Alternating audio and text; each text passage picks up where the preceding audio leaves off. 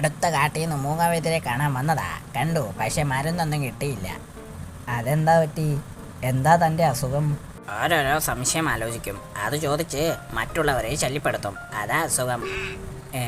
അങ്ങനെ ഒരു അസുഖമുണ്ടോ? ഏത് സംശയവും സൂത്രനോട് ചോദിച്ച പോരെ, സൂത്രൻ ഭയങ്കര ബുദ്ധിമാനാ. ആണോ? അങ്ങനെയാ എല്ലാവരും പറയുന്നത്. എന്നാ പിന്നെ എൻ്റെ സംശയം ചോദിക്കട്ടെ. ഇത് ആദ്യം ജനിച്ച ആൺകുട്ടിയെ ചേട്ടൻ എന്നല്ലേ പറയുക? അതെ, ഇതാണോ സംശയം? അല്ലല്ല, സംശയം വരുന്നതേ ഉള്ളൂ. ഇവിടെ ചേട്ടൻ എന്ന് എഴുതാം. ഇത് അവസാനം ജനിച്ച കുട്ടി അനിയനല്ലേ? അതെ. ഇവിടെ അനിയൻ എന്ന് എഴുതാം. ഞാൻ എൻ്റെ അച്ഛൻ്റെ അമ്മയുടെ ആദ്യത്തെ മകനാ.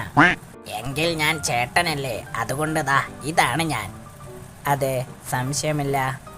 എന്നാൽ ഞാൻ എന്ന് എഴുതാം. പക്ഷേ ഞാൻ അച്ഛൻ്റെ അമ്മയുടെ ഒറ്റ മോനാ. അതുകൊണ്ട് അവസാനം ജനിച്ച കുട്ടിയും ഞാൻ തന്നെയാ. അവസാനം ജനിച്ച ആൺകുട്ടി അനിയനല്ലേ? അതുകൊണ്ട് ഇതും ഞാൻ തന്നെ.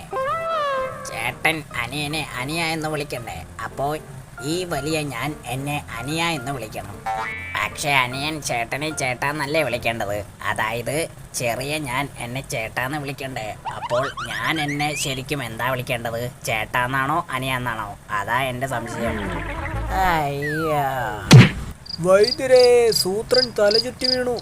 വൈദ്യരെ ഇപ്പൊ കാണാൻ പറ്റില്ല, വിശ്രമിക്കുക. ഏതോ ഒരു കുറുക്കൻ രോഗവിവരം പറയുന്നതിനിടയ്ക്ക് തല ചുറ്റി വീണതാ.